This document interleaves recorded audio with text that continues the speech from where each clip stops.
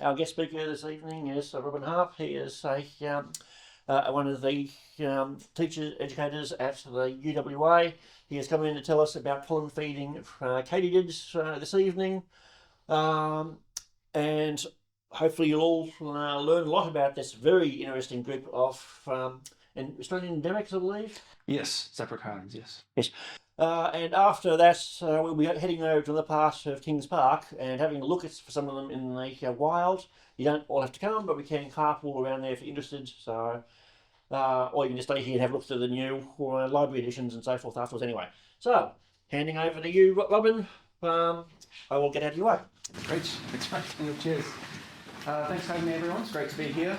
And thanks to Jasper for inviting me along to share a bit of what I've been up to during my PhD. So,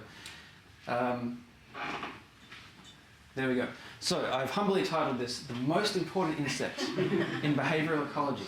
WA Bushcricket, or katydid, Kawanaphila nartee. We call them Zaps. We'll talk about why pretty shortly. So, we'll start off with a little bit about who I am. So, that's me. I'm currently a lecturer at UWA, and it's a teaching-only role. Most lecturer positions are sort of some research and some teaching. I'm just teaching. I have a background in film making and also did some consulting work. So if you're curious about those things, I'm happy to have a conversation at the end. I've kept this talk pretty short. It's going to be about 35 minutes so that we have time to get out and see the Zaps, because they're sort of active from about now until about 9:30, and then they go to bed. Very sensible animals, so I want to go and see them before then. So what am I going to talk about? We're going to have a sort of an overview. We're going to talk quite a bit about sex roles tonight, because that's really what I was looking at and what these Zaps are so interesting in demonstrating. So we're going to talk about how we thought about sex roles before Zaps were discovered, as we call them, from Darwin up until about 1988. And then after Zaps were discovered, what we thought about sex roles then, sort of the first wave of research on Zaps, and then bring it up to date now, looking at how I bring it together with what I learned in my research and how I think about Zaps now. So let's start with our pre-Zap understanding of sex roles. So we have to zoom out a little bit. We're in the field of behavioural ecology for this one. So this is how animals make decisions, given the constraints of environment around them, biotic and abiotic conditions, wind and weather, and competition and predation and mating. And so within the field of behavioural ecology, well, within the subfield called sexual selection, which is who mates with who and why. That's kind of a basic summary of sexual selection. And Zaps are very, very illuminating on that particular front. So why is that? Let's talk a little bit about how sexual selection works. So sexual selection was posited by Darwin as a way of explaining some very counterintuitive traits that didn't seem to conform to his natural selection idea. So he had a whole sequel book, a whole follow-up to Origin of Species called The Descent of Man, which is where he lays out the theory of sexual selection. So how does it work? It's sort of, it really depends on traits that are involved in improving your mating success, which then improve your reproductive success. Mating success is number of mates, reproductive success is number of babies. So a classic example is your antlers in things like deer. And so you've got a male with this size of antler here, and he might have access to one female in the herd and gets access to fertilize some small number of eggs like that. Whereas a male with, oh my goodness, it's a very greedy clicker. A male with bigger antlers might get access to two females and fertilize a few more eggs, have a few more babies. And then lastly, a male with enormous antlers might have access to lots and lots of females and fertilize a lot of eggs. In this scenario, the antlers are under sexual selection because differences in antler size relate to differences in mating success, which correlate with differences in reproductive success. So it's important to note that the antlers are not just used by the males to signal attractiveness to females, they're also used as weapons or signals with other males as well. So they can be used to intimidate males or to attack males, and the males can figure out their sort of dominance hierarchy using the antlers as well. So sexual selection is both ways. It's both intrasexual signaling within one sex and then intersexual across sexes. And the most conspicuous examples of sexual selection across the animal kingdom, and I know that I'm zooming away from insects for a while here, just bear with me, we'll come back to it soon. The most conspicuous examples tend to be things like deer antlers, the really flashy displays that birds do with various feathers and the timing and the movement, and your peacock trains, which was sort of the specific thing that Darwin was trying to explain, like why would you want to evolve something so bad for you that makes you really hard, that makes it really hard for you to fly, easy to get caught by predators. Peacock spiders, of course, Southwest favourite, and maybe lion's manes, I don't really know. But the point is that sexual selection is a way of guaranteeing that this trait is functional, even though it decrements your survival capability, because it means you have more offspring, and that's what genes really care about. And now, even in Darwin's time, it was pretty widely understood that, this basically is a male phenomenon, right? So only male animals are interesting in this regard, except for a few freaks that are very strange, that were puzzling even then. And they did what Darwin described as a direct transposition of the characters appropriate to each sex. And this is now called sex role reversals. This is where instead of males competing for females, you have females competing for males. So a really nice example is seahorses here, where the male has a big pouch that he uses to brood the young. The female comes and gives him eggs, and he fertilizes those eggs, and he looks after them. And in those species, the females might be aggressive with each other, competing with each other. They might do courtship displays to the males to attract them, and they might have ornaments on their bodies as well to attract males, just like what you see in the sort of quote-unquote normal sexual selection scenario. Another example of a sex role reversed animal is this bird from various parts of the world, and depending where you're from would change the way you pronounce it.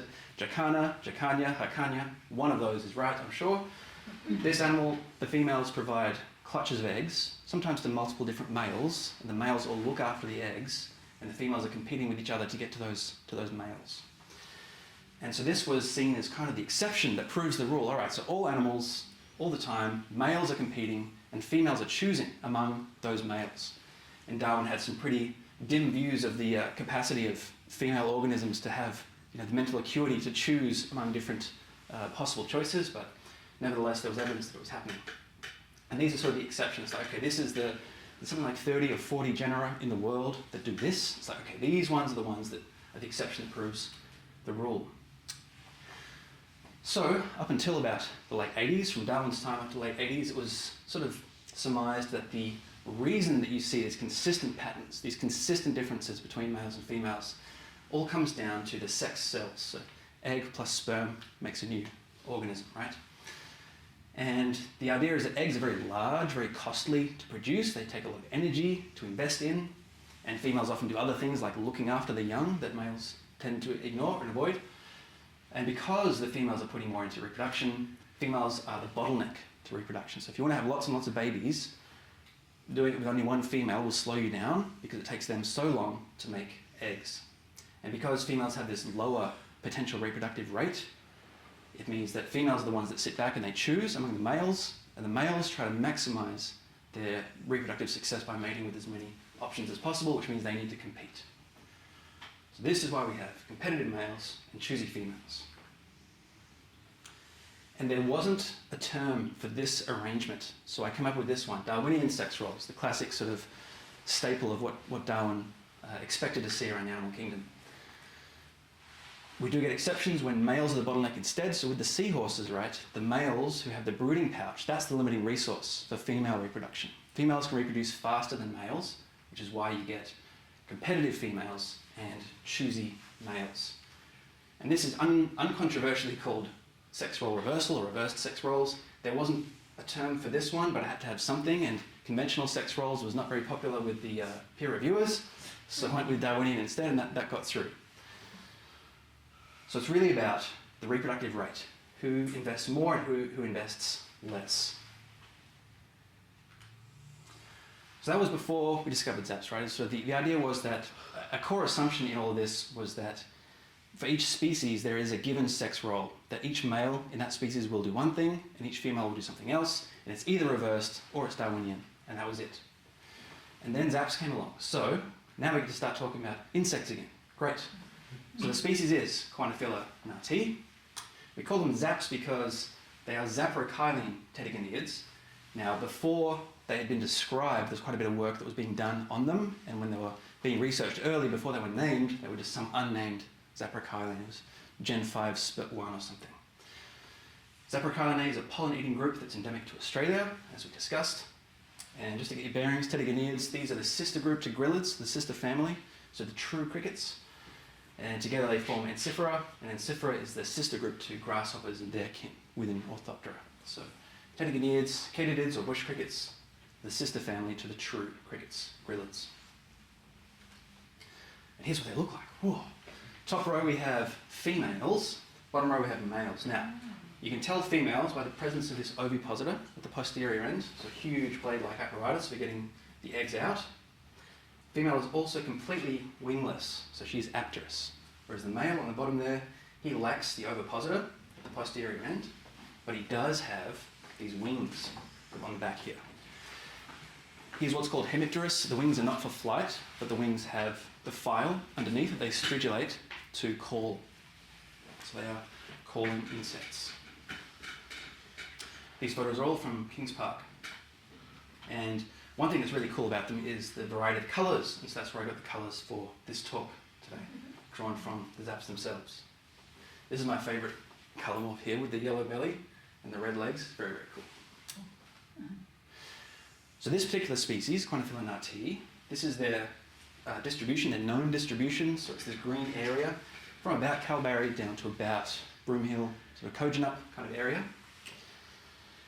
And they eat pollen and nectar exclusively. So here's a female having a go at a kangaroo paw, really chomping into it. And here's another one.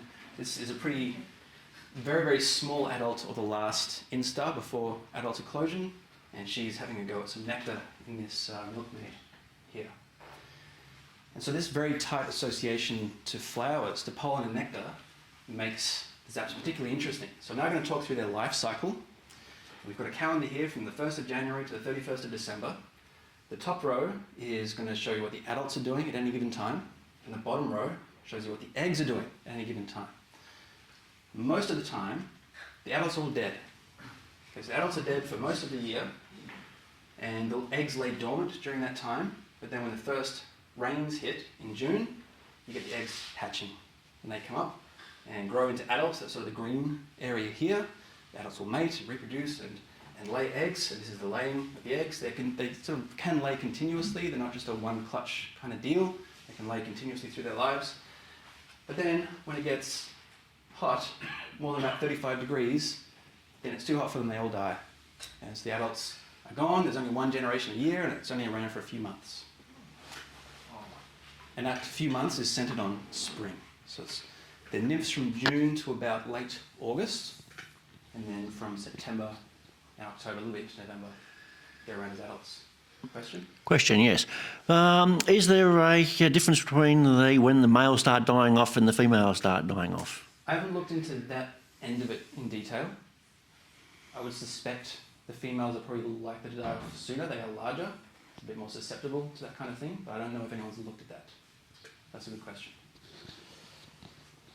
So they're only doing their business during spring, and that leads to some interesting things. So now we get into the mating part, right, the sexual selection bit. Here is a male in a characteristic calling pose. So he adopts this pose on some nice veg. So he's on a kangaroo paw, great place to be to get a female on her way to get some pollen. And he will adopt that pose, and he'll stridulate using the wings here. You can see them fluttering. It's in the ultrasonic range, about 50 kilohertz, so you won't be able to hear it with the naked ear. I think if you get very close and you've got young ears, you can hear it. He calls to attract a female, and if he is successful and a female hears him and comes and finds him, on this photo we've got the female is the orange one here. She has mounted the male and locked him in with her ovipositor, so pinched him in at the back end there. And they'll sit there for about 20 minutes, 20 to 30 minutes, antenating each other, sort of running their antennae over each other and having a good sniff and a good smell to decide who's who. At the end of that process, assuming it goes well, now the colours have just switched. This is photos of different matings given by my supervisor, Lee Simmons. So this is now a male, this brown one, and the female is this grey one.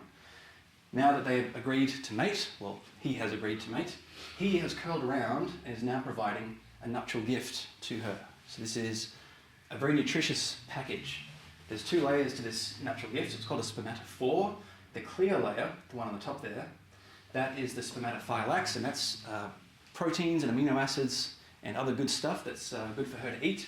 And the white bulb in the middle is the ampulla, which is where the sperm are.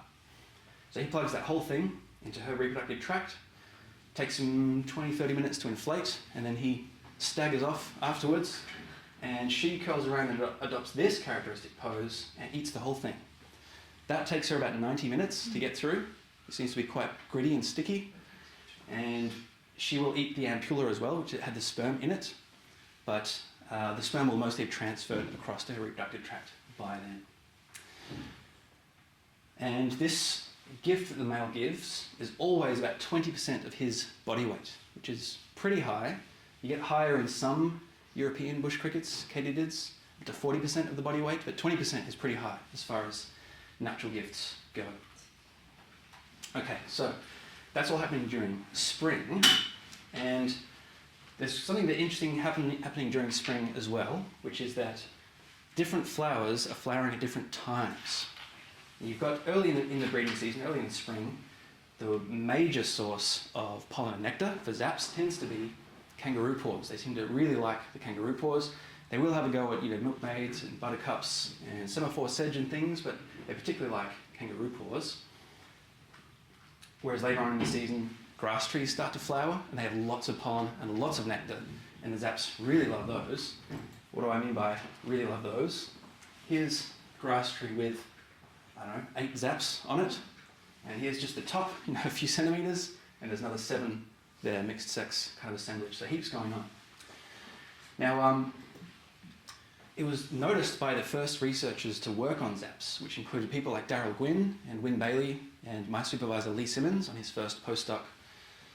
He came from the UK and studied here and basically never left. He liked the place so much, which is fair enough. And they were finding that in some places in the park and on some nights, they were getting females that were competing with each other and grappling with each other to access males, and they were getting males that were likely to reject the females and kick them off and not have sex with them.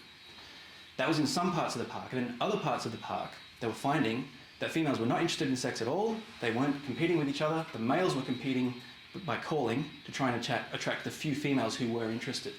So they were getting, sometimes in the same areas of the park, reverse sex roles and Darwinian sex roles at the same time. Sometimes it was, one side of the path had one sex role and the other side of the same path had the other sex role. Or one night you come here and it's reversed, the next night it's Darwinian.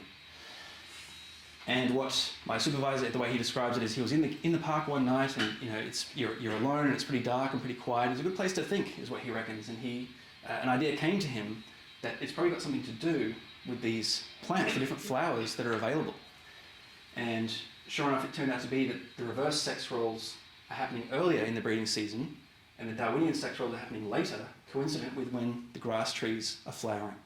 And so that struck a light in his mind that there's going to be some link between the amount of food available and what the females are choosing to do, how they're choosing to behave.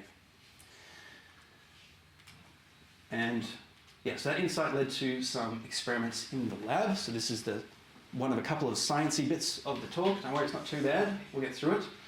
And here he looked at sort of how much food you give animals per day and how likely they are to want to mate. And the black dots, the filled dots, those are females. Open dots are males. And so for females, you get this quite steep negative relationship where the more food they've had, the less likely they are to want to mate. The males go the other way. The more food they've had, the more likely they are to want to mate. So it takes males 5 to 10 days to make a spermatophore, right? So it's pretty heavy investment for him. And here's another way of quantifying the same thing. I was looking at female intake on the x-axis, just females alone, and female relative parental investment. So what's going on here?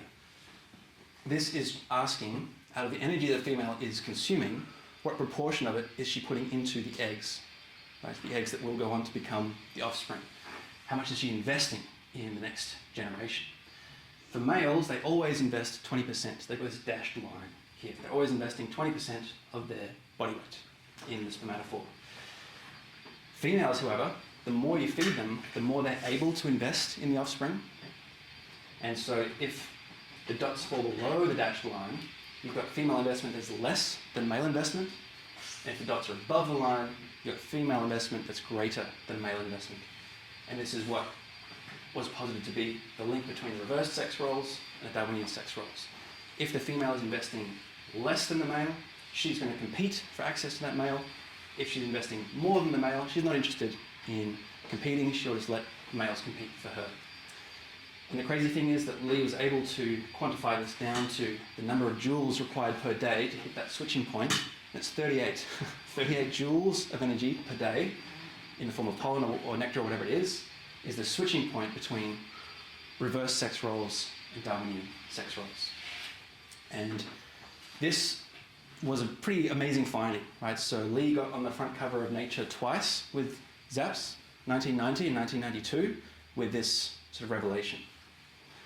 So where did that get us, right? So as of about 1995, which is when the first wave of Zap research sort of started to cool off, the really amazing thing to my mind is that it showed that sex roles are not innate. So whereas there had been this assumption before that each species has its sex roles and all the individuals in that species just play out their predetermined sex roles, this shows that they are not innate. So you can switch from being competitive to being choosy and back and forth. And the switching point is determined by whether the males or the females are investing more in the offspring. And reproductive investment can take many forms. It's not just the eggs, but it could also be parental care or providing shelter or providing food or territory or whatever it is. Whichever sex invests more is going to be choosy, and whichever one invests less is competitive. But reproductive investment is not constant. That was the really crazy thing about the Zaps that really changed the game. It was showing that individuals will sort of vary their amount of investment, and when a male is comparing with a female, that determines what kind of sex role they will adopt. So the ability to invest in the offspring is constrained by ecology, so how much food you have. If you don't have enough food, you're not going to be able to invest as much as you might like.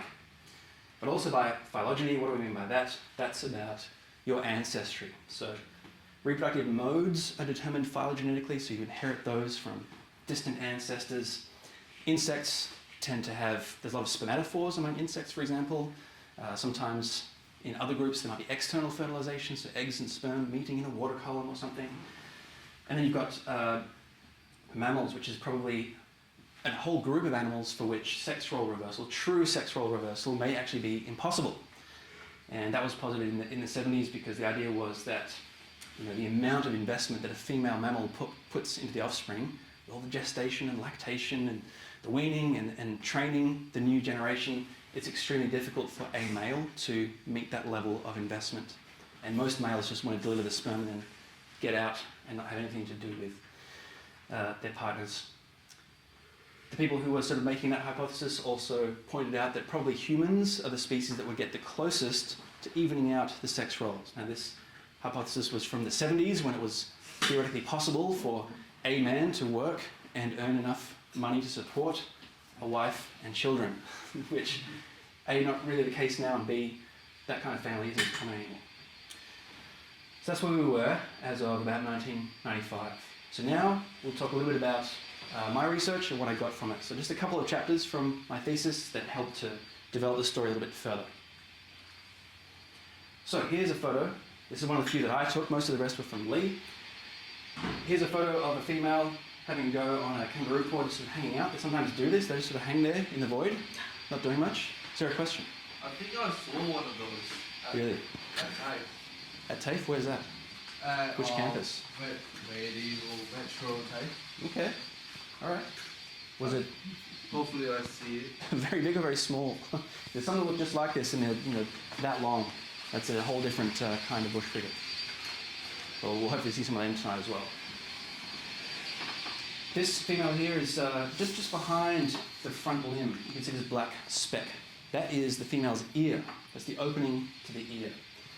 And a hypothesis from, it was 1997, was that if females are competing with each other to access calling males and get there ahead of their rivals, they should have a mechanism by which to do that, which would be bigger ears.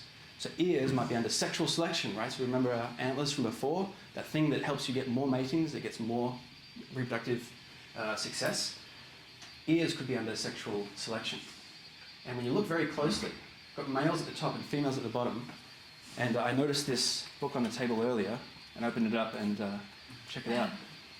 These are it's the same photos. So that's a chapter by Wynne Bailey. I read that a couple of times for my thesis.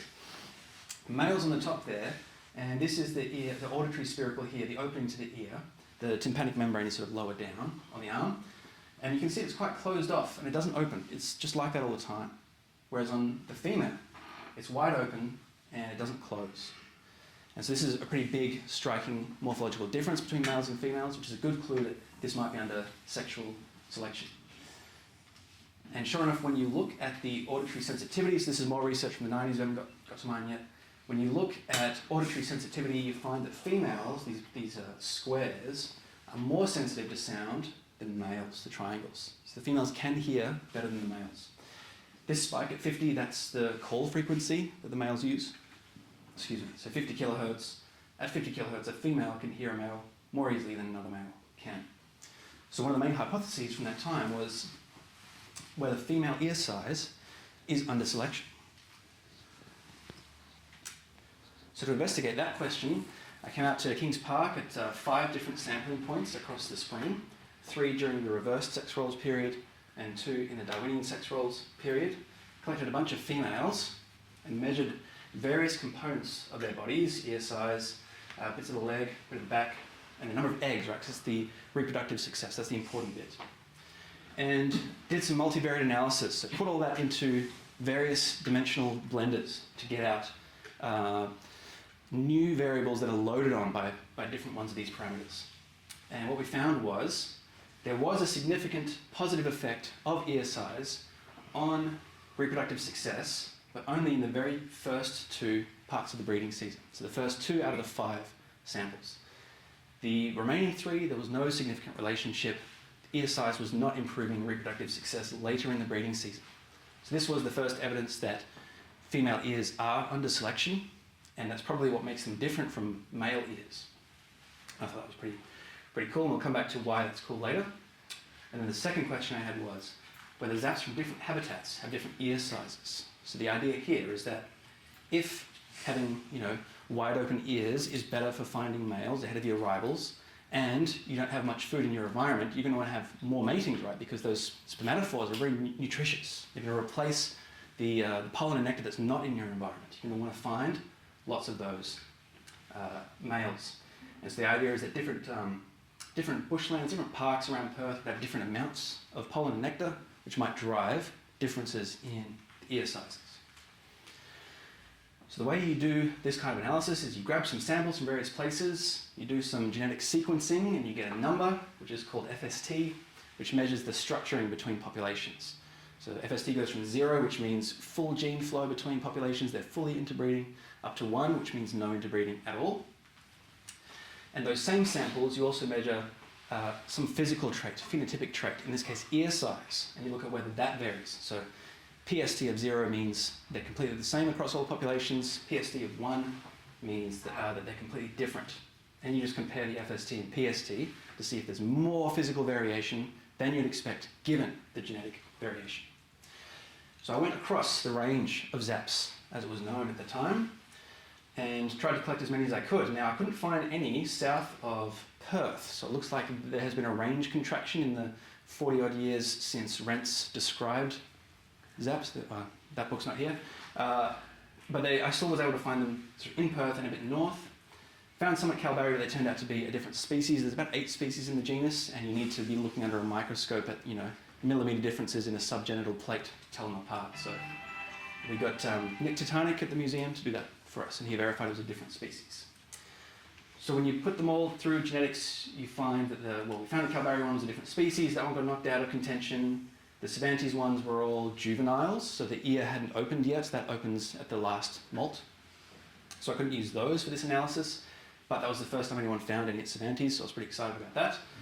And that left the Perth populations. So Kandula, these 3 here, these lavender ones, are all in Kings Park, so May Drive is just sort of a 10-minute walk from here. And these other ones are where you really find a lot of Zaps on the other side of the park. Shenton Park, Bold Park, and then Harry Wareham Marsupial Reserve, which is south of the river. Now, the global FST, the overall average, was 0.097, which is higher than some species, lower than others, but it's a number. And we used that number to figure out how divergent the ears are between different populations. So this graph is quite a bit going on here, so let me walk you through it before I show you the actual results. There's going to be a dashed green line that represents the FST. So that's our baseline. This is how much genetic variation there is. And then there's going to be this purple curve that shows how much ear size variation there is. And if that purple line clears the green line very early on this side of the graph, and it's consistently high above it, then you have a very significant difference between the amount of variation in ear size and the genetic variation. And we're going to have females on this side, males on that side. So what you find for females is there's a very steep sort of purple curve. It crosses the green line very early, and it stays there very convincingly the whole way, whereas males, it takes quite a bit longer to get there, and it's less convincing, a lot more variability in the male one. So this showed that for females, and a little bit for males, but mostly for females, the ear size was more variable than you'd expect given the underlying genetic variation, which suggests that different populations have different ecological pressures and they're responding to those. What does that look like?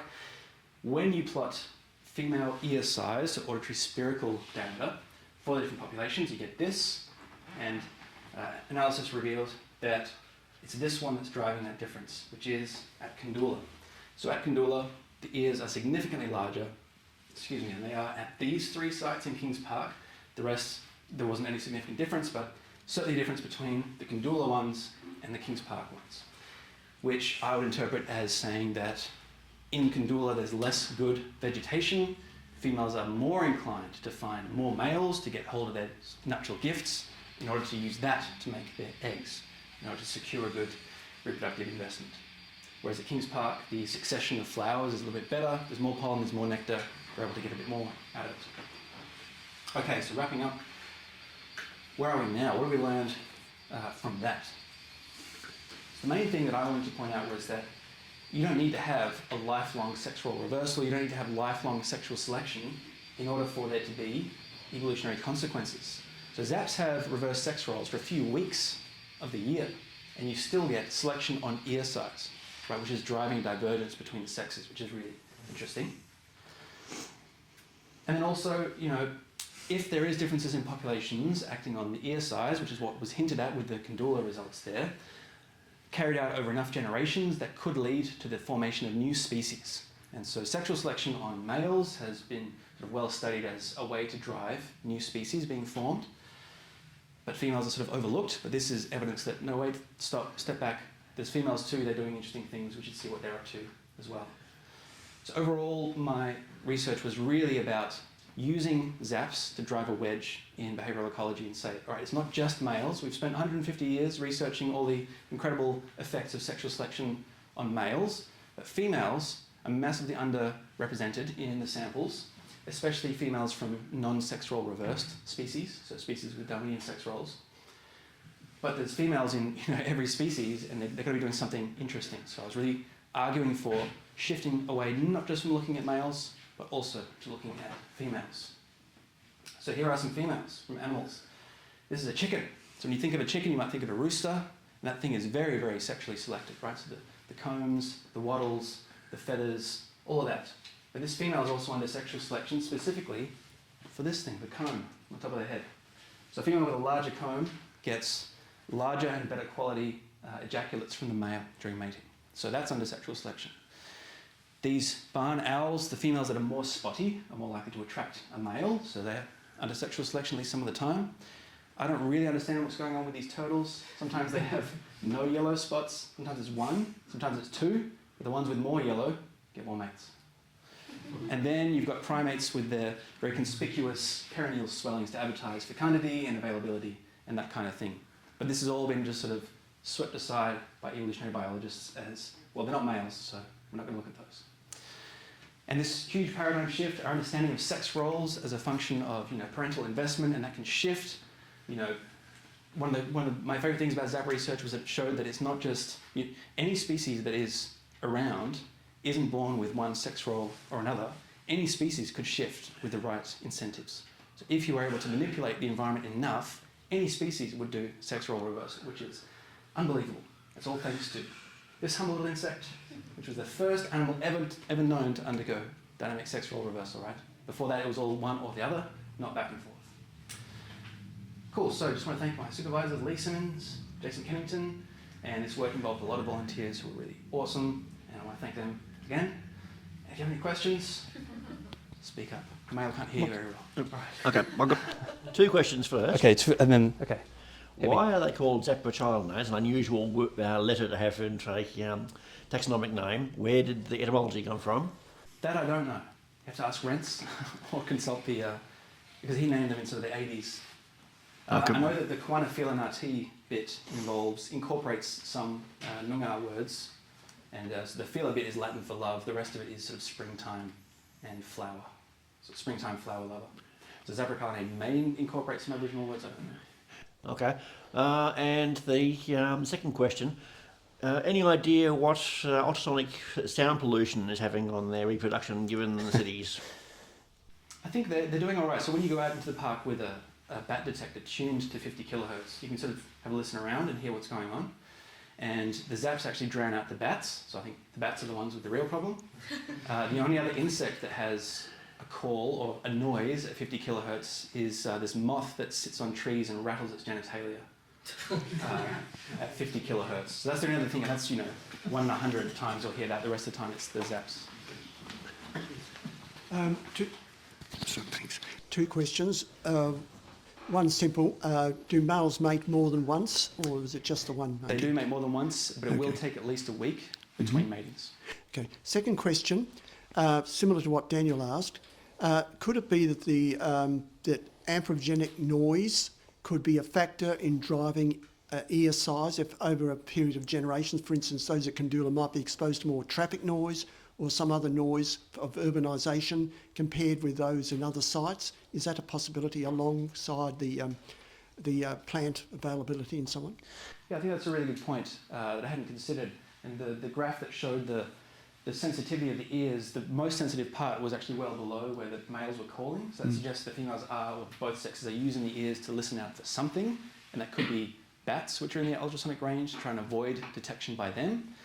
But if they have the sensitivity lower, they could be more susceptible to anthropogenic noise.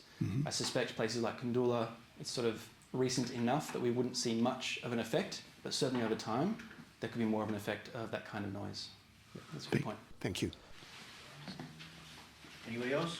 No? There you go. When you measure the ear size, how do you adjust for body weight or for age? Yeah, so we do adjust for body size. If I can get back to this. Yeah, so it's a simple sort of double regression where you take the residuals from a regression between ear size and body size, which we've measured using pronotum length. So it's the length of the shield on the back. And then you get these size-corrected residuals that you then use for this kind of analysis. It doesn't really control for age, except that you have to be an adult to have ears, and once you're an adult, your body size isn't going to fluctuate a huge amount. So, and then when you measure the ear size, is the ear size related to the ability of the animal to hear better a specific noise? So the only analysis that's been done on that is between the sexes. So do males hear worse than females? And the answer to that is yes. But within each sex, I don't know if anyone has looked at whether the sensitivity varies with the size of the spiracle, which is an important assumption in this analysis. Yes. But because that cross-sex one had been done, that was sort of the ground truth of it.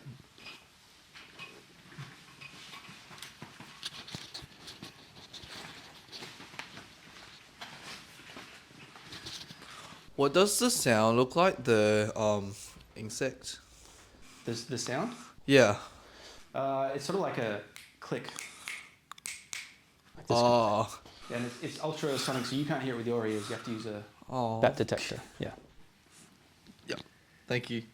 No worries. There's a tympanophora calling outside the door. Yes, one of the couple of dozen katydid species that live in Kings Park, right? Yeah, going off. Anybody else? Okay. Where do they rest when they're not kind of out and about on the plants? That's a good question. Do I have any photos of them? Yes. That I can refer to. So during the day, they will be hiding, essentially. And these colours and the sticky shape of it makes them extremely cryptic. Very, very hard to find during the day. You have to be beating the crap out of the bush to get them up, which I didn't have to do, thankfully, but that's, Rentz had to do that when he was sampling in the 80s. They're very hard to find. I think I've seen one in daylight ever, and it's sort of when they're threatened, even at night, they will do this stick pose like this, and if they're on a grass tree leaf, it's like they're gone. You can't see them anymore. They're very, very cryptic, and I think that's they hide in the vegetation. That's why they're those colours. And do you know where their eggs are laid for most of the year when they're dormant? Oh yes, good question. So when you give them in captivity in the lab, if you give them a dish that has sand in it and then some egg cartons as well for shelter, and you go to look for the eggs, they won't be in the sand, but they will be in the egg carton. Like, you'll peel away the layers and you'll start finding more and more eggs that have been inserted in there. So I think that ovipositor, that sharp blade at the end, she's using that hypodermically to get through stuff. And so Lee hypothesized this, and I think he's absolutely right, that they're probably laying them in the stems of the plants that they're feeding on. And so the next year, when the rains hit, the eggs hatch and just climb, and they're right there. Okay, well, one last question for the audience. How many of you have actually seen a zap? Okay, it's a pretty good turnout. About at least a third of us have seen the pollen-feeding katydids. Well, now is the opportunity to go see some more if you haven't seen one before. You'd like to see them again. So we're going to head out to a good part of the park and hopefully find some shortly. If you want a carpool, we've got a couple of vehicles ready to go. If you don't want to come out this evening, you can have a glance through the library and see what you want to borrow or whatnot, or just chat amongst ourselves till we get back. So we'll stop the recording there and head off to find some zaps. Sounds great. Thanks very much.